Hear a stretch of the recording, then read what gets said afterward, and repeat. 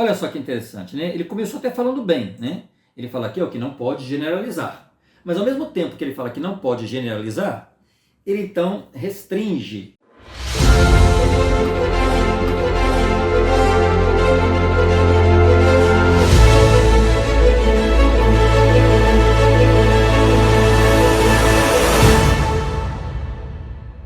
Toshio, mas são todos os crentes que são assim? É óbvio que não. Você não vai generalizar aí a galera, não é verdade?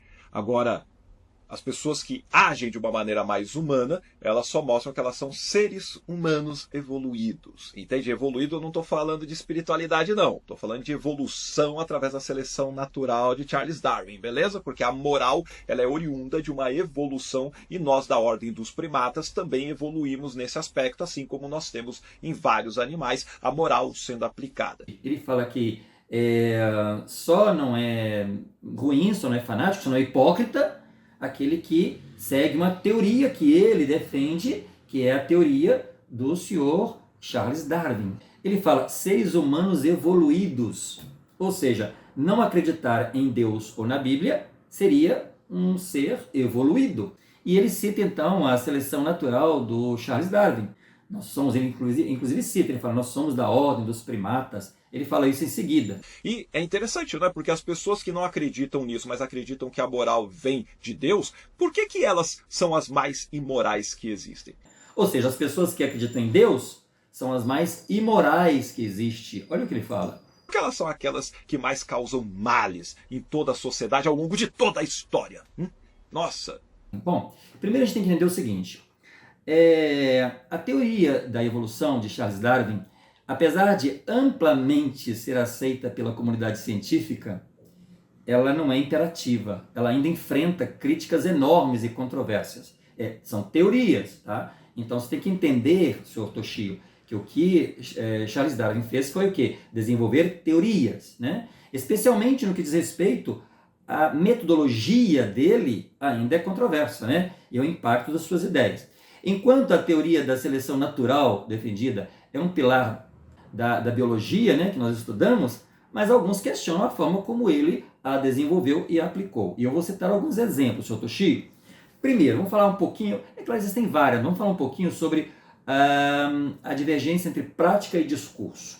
Então, eu busquei aqui uma informação interessante sobre o Sr. Darwin, e ele diz o seguinte: em seus escritos públicos do Darwin, apresentou uma imagem de sua pesquisa como um processo lento e gradual de coleta de evidências e formulação de hipóteses. No entanto, seus cadernos e correspondências revelam um método mais intuitivo e criativo, com saltos e especulações que nem sempre seguiam uma linha lógica e linear. Ou seja, ele mesmo, nos seus estudos, era inconstante, não tinha uma forma linear de exposição da sua prática divergente, né, do que ele falava. Depois você tem também um outro aspecto que também está dentro dessa teoria da evolução, o mistério abominável. Sabe o que é isso? Darwin ele ficou intrigado com o surgimento rápido das plantas com flores, que parecia contradizer a ideia da evolução gradual defendida por sua teoria. Ele chegou a especular sobre a existência de um continente isolado no passado como uma possível explicação, que até hoje é discutida. Você tem o registro fóssil. O registro fóssil, na época de Darwin, não apresentava a sequência gradual de mudanças esperada pela teoria da seleção natural. Muitas espécies pareciam surgir abruptamente, o que gerou questionamentos sobre a validade dessa teoria dele. E a teoria da pangênese de Darwin? Darwin propôs a teoria da pangênese para explicar a variação entre os indivíduos, mas essa teoria acabou se mostrando incorreta. Os cientistas mesmos, eles muitas vezes têm teorias que não são levadas adiante e param. A ciência está o tempo todo sendo ampliada, sendo redescoberta, né? E aí, eu queria falar para o senhor, Sr. Toshio, que é uma ignorância muito grande a gente separar a ciência da religião. É uma ignorância muito grande separar a crença de Deus de Darwin. Por quê? Porque mesmo quando nós estamos fazendo pesquisas sobre a evolução, nós temos que pensar que esse é um uso da consciência que o Deus que o senhor evita deu para esses cientistas.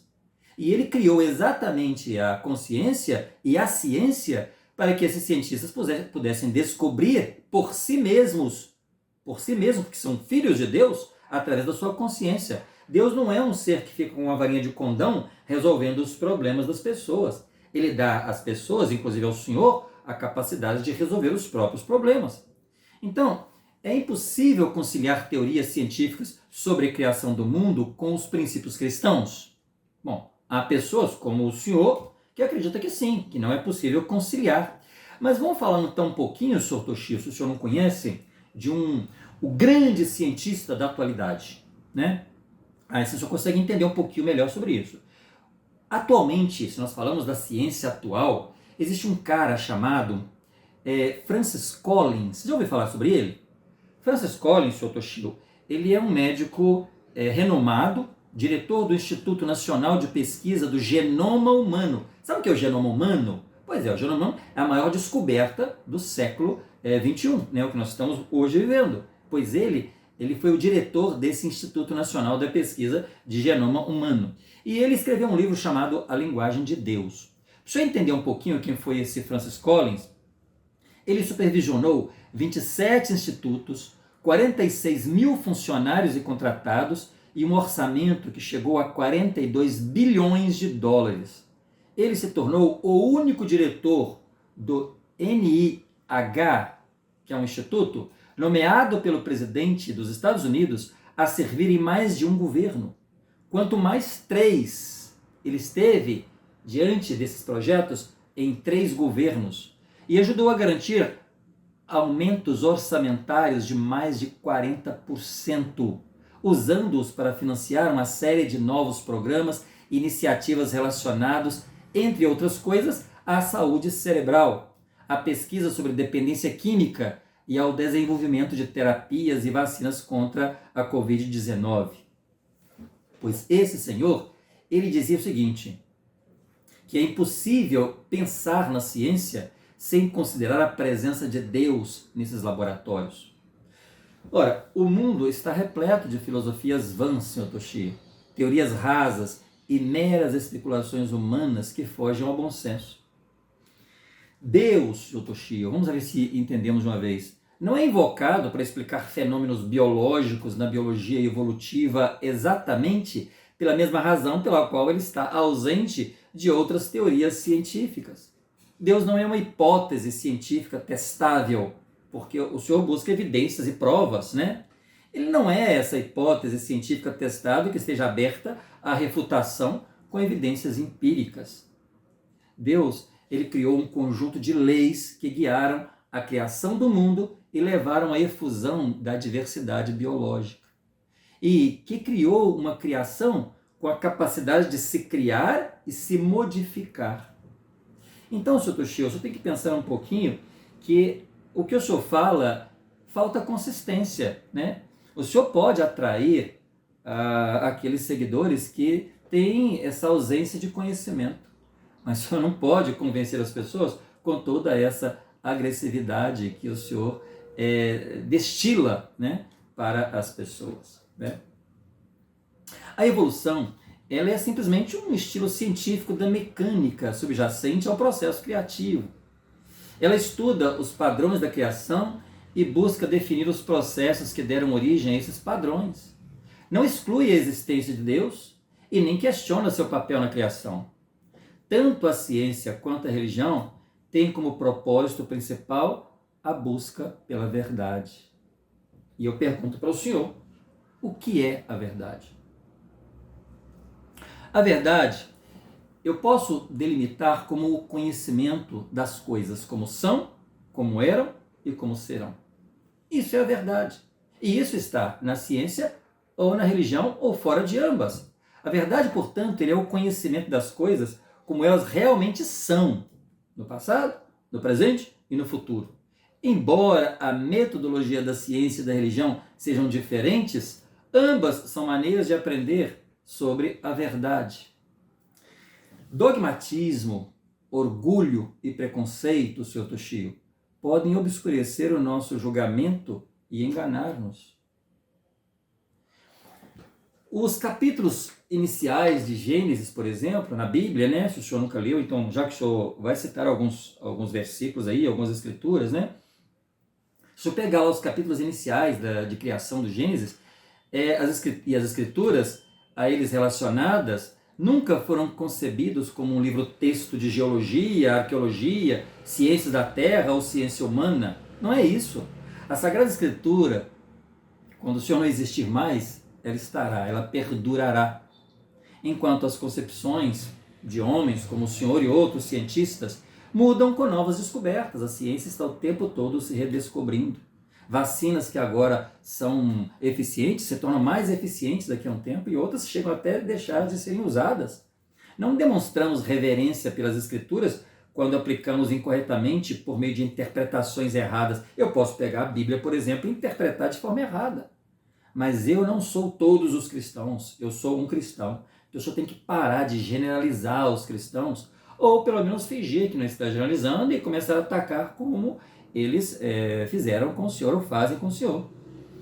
Para um pouquinho e analisa, Sr. Toshio, se todas as coisas fossem conhecidas, fossem provadas, fossem evidenciadas, a criatividade do homem seria sufocada. Não haveria mais descobertas, nenhum crescimento, nada a decidir, não haveria nenhum arbítrio. Todas as coisas não apenas não são conhecidas, mas também não devem ser tão convincentemente claras a ponto de eliminar a necessidade da nossa fé, aquilo que move os nossos atos, nossas ações no nosso dia a dia. A Bíblia, as Escrituras, de uma forma geral, ensinam verdades importantes e fundamentais sobre o universo em que vivemos. Em primeiro lugar, elas nos ensinam que os elementos são eternos. O que significa isso, Sr. Toshio? A ver se eu consigo agora entender um pouquinho. Deus não criou os elementos. Eles sempre existiram e sempre continuarão a existir. O que Deus fez foi organizar esses elementos. Existem elementos que sempre, de um ponto de vista científico, podíamos dizer que matéria e energia são eternas. Porque a matéria e a energia, elas são intercambiáveis. Uma pode ser convertida na outra, mas nenhuma delas pode ser destruída. Como o próprio Einstein, por exemplo, ilustra na fórmula E igual a mc elevado a 2. Além disso, todo espírito é matéria. Porém, de uma forma mais refinada. Então, essa matéria, esse elemento, ele sempre existiu.